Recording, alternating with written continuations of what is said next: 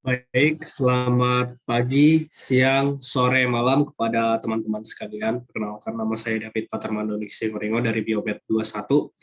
Ya, pada saat ini saya kembali melaksanakan asistensi semester genap kimia dasar. Untuk mempersingkat waktu, mari kita langsung menuju ke soal. Soal yang pertama tuh pada dasarnya 4 soal yang kita bahas pada saat ini merupakan soal dari diktat ya, bisa dilihat di diktat, yang dimana soal pertama tuh kita ambil dari paket 1 nomor 1, yang merupakan salah satu soal kasih timbangan kimia. Baik, nomor 1 itu langsung kita lihat aja. Sebanyak 6 mol amonia atau NH3 dipanaskan hingga menjadi gas N2 dan H2. Pada saat kesetimbangan tercapai sisa 2 mol NH3. Jika tekanan total campuran gas adalah 10 atm, tentukan reaksi yang terjadi dan harga Kp. Jadi pada dasarnya kimia dasar itu yang harus pertama kali kita laksanakan itu yang pertama adalah analisis. Ini soal apa? Jadi sudah jelas di sini ya merupakan soal kesetimbangan kimia. Yang kedua tuh kita harus tulis reaksi yang terjadi. Ya, reaksi yang terjadi itu yaitu reaksi antara NH3. Oke, sebentar. NH3.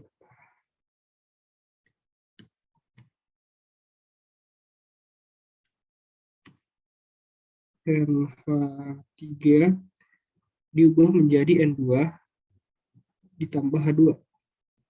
Kemudian di bawahnya itu ada kita buat reaksi yang dimana ada mula-mula reaksi dan sisanya. Itu M, R, dan S.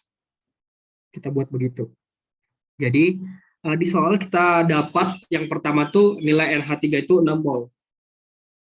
6 mol. Kemudian yang bereaksi itu maksudnya jika di sini pada saat keseimbangan tercapai tersisa 2 mol NH3.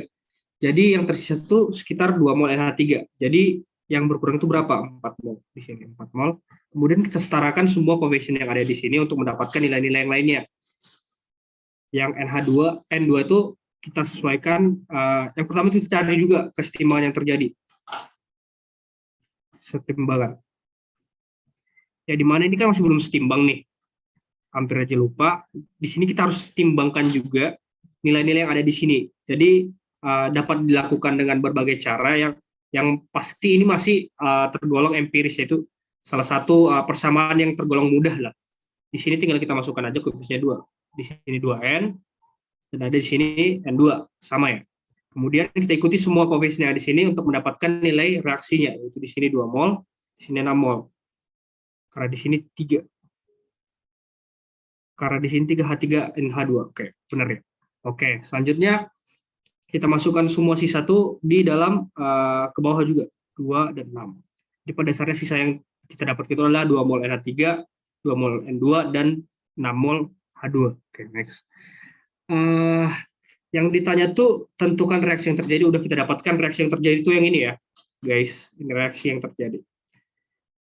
Itulah soal yang pertama, reaksi yang terjadi antara mereka. Oke. Selanjutnya tuh yang ditanya itu harga Kp. Jadi Kp itu atau tetapan kesetimbangan merupakan ya perbandingan antara tekanan parsial zat ruas kanan ataupun yang ini produk dengan tekanan parsial zat ruas kiri ataupun reaktan. Coba next slide. Yang akan dipangkatkan dengan koefisien masing-masing. Next slide.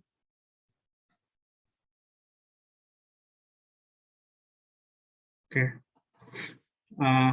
Jadi pada dasarnya ini ketetapan kesetimbangan atau Kp ini hanya dilakukan pada zat yang berfasa gas. Ingat, hanya pada zat yang berfasa gas. Kita dapatkan nilai-nilai tadi sekitar 2NH3 menjadi N2 ditambah 3H2 itu bakal menjadi sisa-sisa yang kita dapat tadi 2 mol di sini, 2 mol di sini, dan 6 mol di sini. Oke.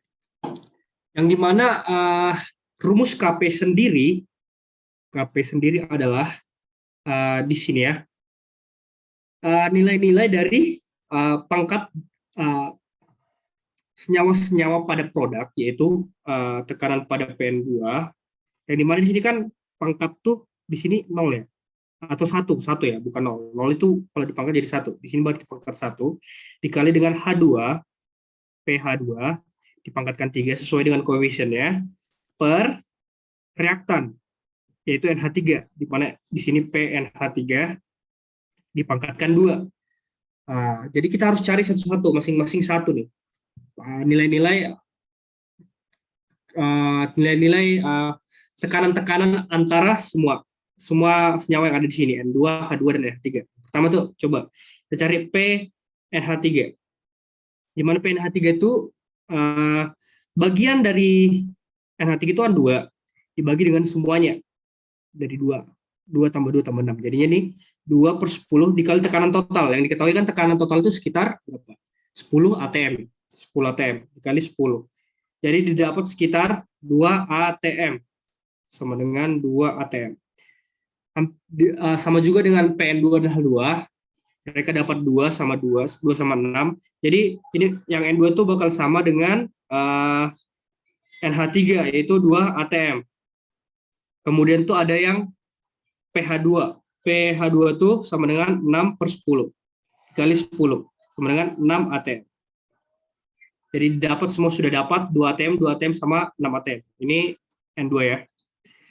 N2. Oke. Sehingga kita dapatkan Kp bakal sama dengan PN2. PN2 itu tadi berapa? 2 atm dikali dengan pH2. H2 itu 6 atm dipangkatkan berapa tadi? Pangkatkan 3 per PNH3, yaitu sekitar 2 dipangkatkan dengan 2, sehingga didapatkan sekitar ini mati, ini 3, ada 6, jadi dapatkan sekitar 108 atm. Karena ini bukan atm ya, karena dia nilainya Kp, ini kan semua atm nih. Nilai Kp itu merupakan ketetapan. Ingat, segala ketetapan itu bersifat konstanta, di mana tidak memiliki sebuah koefisien. Oke, sudah didapatkan nilai dari soal nomor 1. Next, soal nomor 2. Soal nomor 2, hitunglah perubahan energi bebas standar delta G sama dengan negatif NFE sama dengan negatif RT ln K dan konstanta kesetimbangannya K dari suatu Daniell cell pada suhu 25 derajat Celcius. Apabila diketahui pasangan elektrodanya adalah Zn, Zn2+, Cu2+, Cu, dan bla bla bla. Oke. Jadi pada dasarnya ini merupakan suatu soal elektrokimia yang dimana terdapat ketentuan-ketentuan tertentu yang perlu kita ketahui.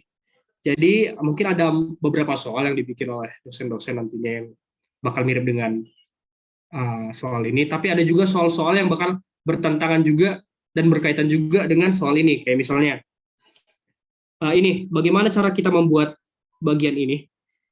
Jadi pada dasarnya reaksi sel seperti misalnya A ditambah BX plus sama dengan AY plus tambah B. Ini pangkat ya, ini pangkat. Saya hapus dulu. AY pangkat YX, Y plus. Bakal terbentuk diagram volta seperti ini. Diagram voltanya adalah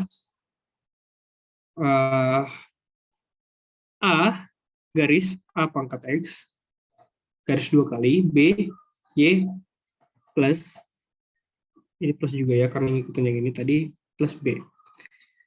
Sedangkan rumus potensial elektroda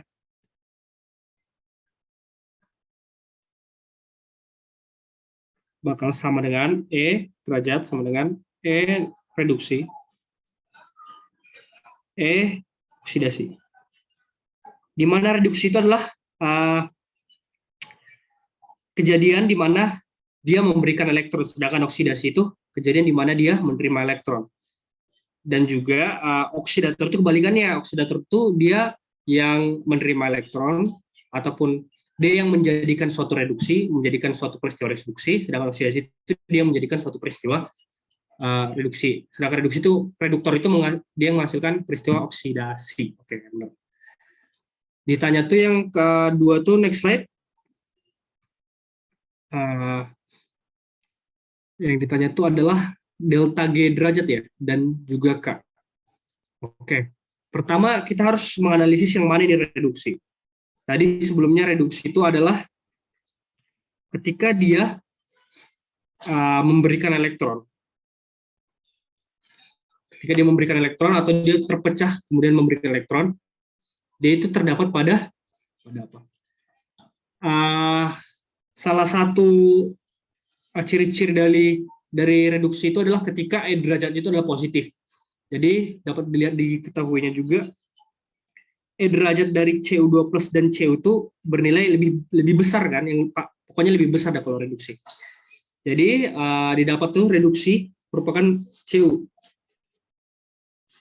Pada dia Cu2 plus tambah 2 elektron menjadi Cu.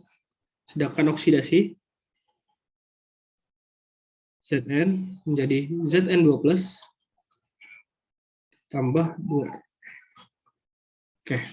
Dengan N merupakan jumlah elektron yang bekerja di antara suatu reaksi. Di sini kan N-nya merupakan 2 elektron, sehingga dapat 2.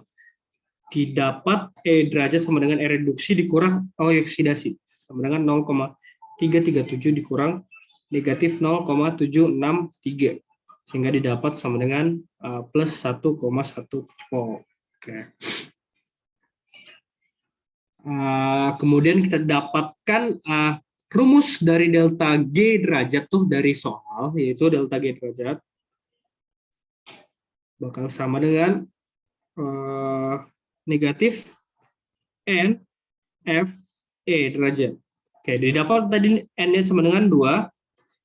F2 merupakan konstanta Faraday ataupun konstanta listrik nanti yang berhubungan dengan listrik lah pokoknya. Yaitu sekitar 96.500 dikali dengan E derajat yang udah kita dapatkan 1,1, sehingga didapatkan delta G itu sekitar negatif 202,3 kilojoule per mol. Oke. Sedangkan yang ditanya kedua itu adalah nilai K. Nilai K itu kita dapatkan dari apa? Dari persamaan sebelumnya juga, yaitu sebentar, dari RT ln K sama dengan NFE. Sedangkan NFE tadi sudah kita dapat kan, nilai delta G.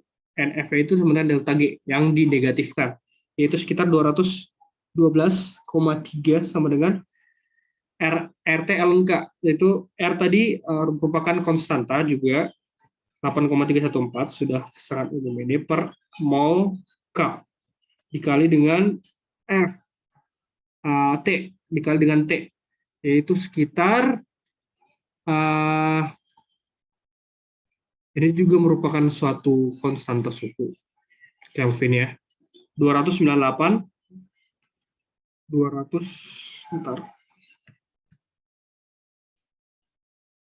298,15 Kelvin dikali ln K, sehingga didapatkan ln K sekitar 85,69, yang dimana kalau dibalikan atau dipangkatkan dengan bilangan Euler, nilai K itu bakal sama dengan 1,57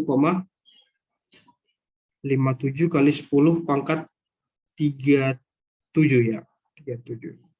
Jadi segitulah. Memang agak sulit, tapi kalau ngingat rumus juga, salah satu tipsnya ingat rumus dan juga mengerti jalan ceritanya. Yaitu yang pertama tadi menulis rangkaian ataupun menulis proses persamaan, kemudian mengidentifikasi apa yang harus dilakukan selanjutnya.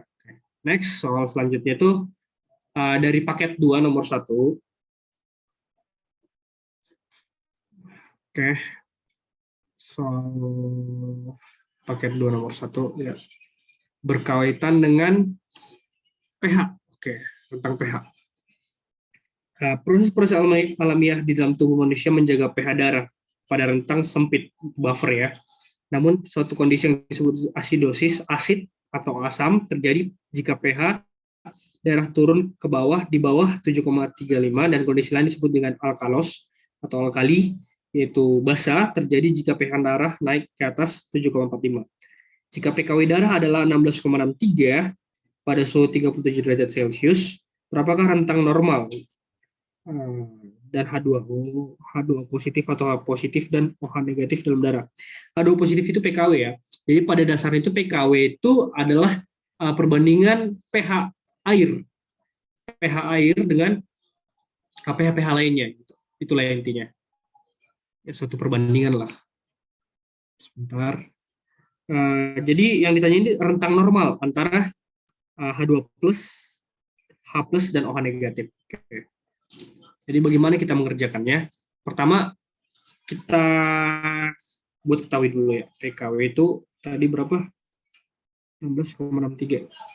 Sedangkan pada saat asidosis, dia sekitar kurang dari 7,35. Dan alkalosis lebih dari 7,45. Semakin tinggi dia semakin alkali, semakin rendah dia semakin asid. Rentang normalnya antara H plus dan OH negatif dalam darah. Jadi yang H2O positif itu udah dapat, itu sekitar 13,63. Sedangkan H positif dan negatifnya kita yang cari sendiri.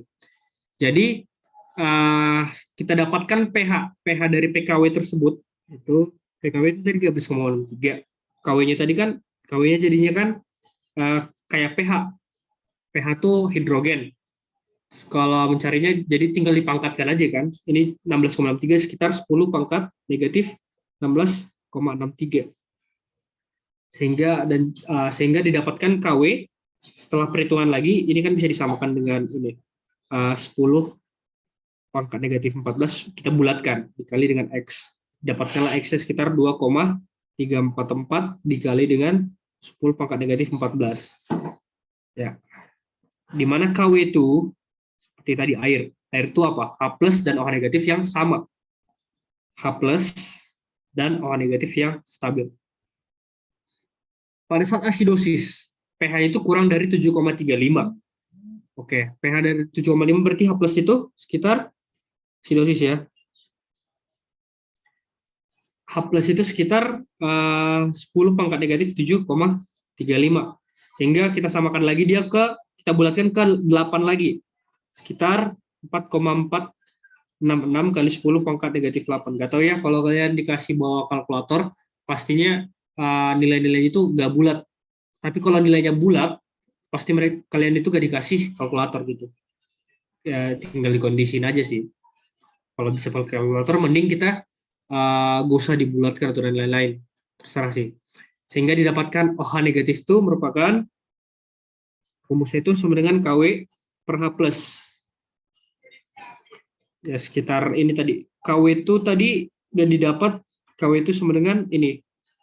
2,344 kali 10 pangkat negatif 14 per H plus yang kita dapatkan 4,466 kali 10 pangkat negatif 8.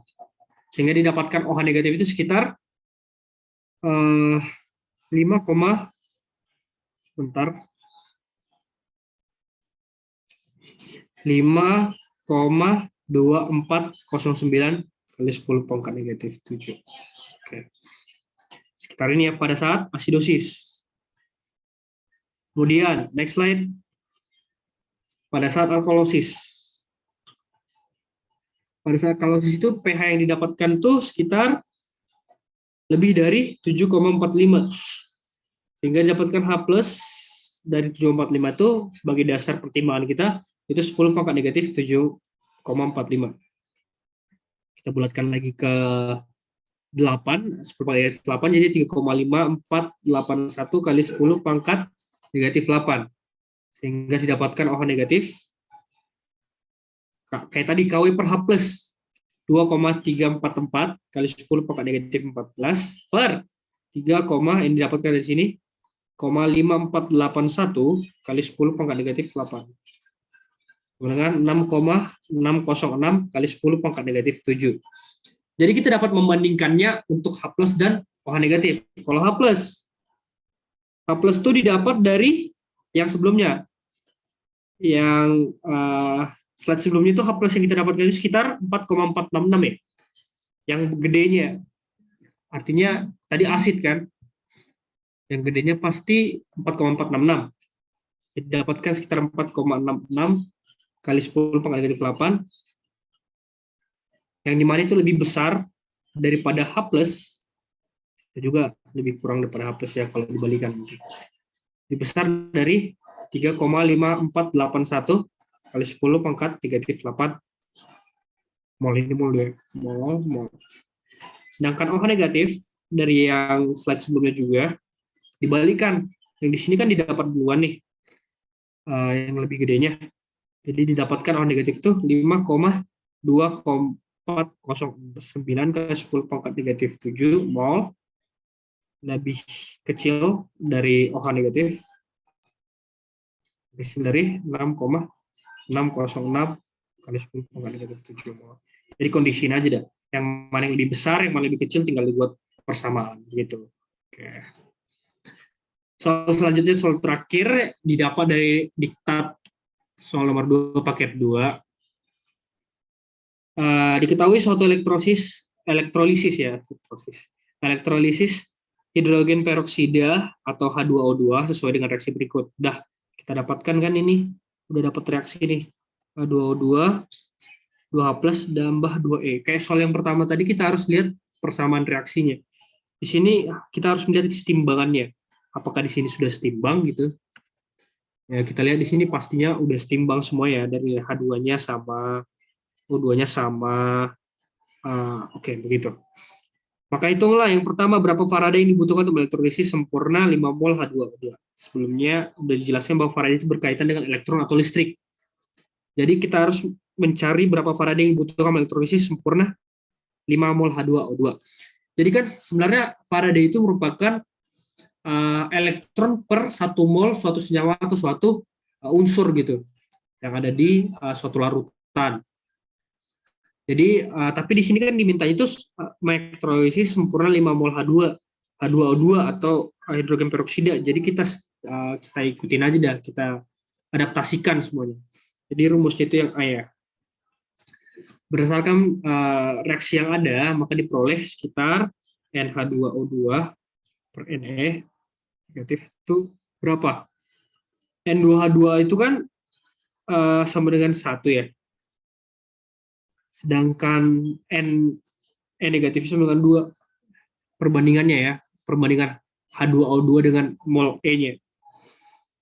Kan E-nya tadi 2, H2O2-nya 1. Oke. Elektron yang bekerja ya. Kemudian didapatkan sekitar 5 mol H2O2 gitu. Jadinya 5 mol per Ne. Nilai E yang kita cari sekarang. Sama dengan setengah. Maka dapatkan nilai Ne bakal sama dengan 10 mol. Maka didapatkan berapa Faraday yang dibutuhkan mengenergis 5 mol H2O2, yaitu sekitar 10 mol. Tapi kalau ditanyakan berapa Faraday yang dibutuhkan mengelektrolisis sekitar 1 mol H2O2, ya tinggal dibagikan 5 mol ya, sekitar 2 mol per mol H2O2. Oke. Yang B-nya tuh soalnya itu berapa lama arus listrik sebesar 2 ampere harus dialirkan untuk menghasilkan sebanyak 2 mol H2O2. Ini udah berkaitan dengan arus listrik ya. Next slide. Tadi udah didapatkan nilai F2 berapa? F2 kan jadi 1 mol ya, dalam 1 mol sekitar berapa elektron? 2 mol elektron. Oke. Jadi rumus dari rumus untuk mencari ini ya, soal yang B ini berapa lama arus listrik dialirkan ya. Jadi rumus F yang lain itu ada, yaitu F sama dengan I atau arus listrik dikali dengan T waktu dalam sekon ya, per 96.500. Ingat I dalam ampere, T dalam sekon. Karena sering soal itu mengatakan dalam jam, dalam minggu, dalam hari gitu, ya harus diubah ke sekon semua.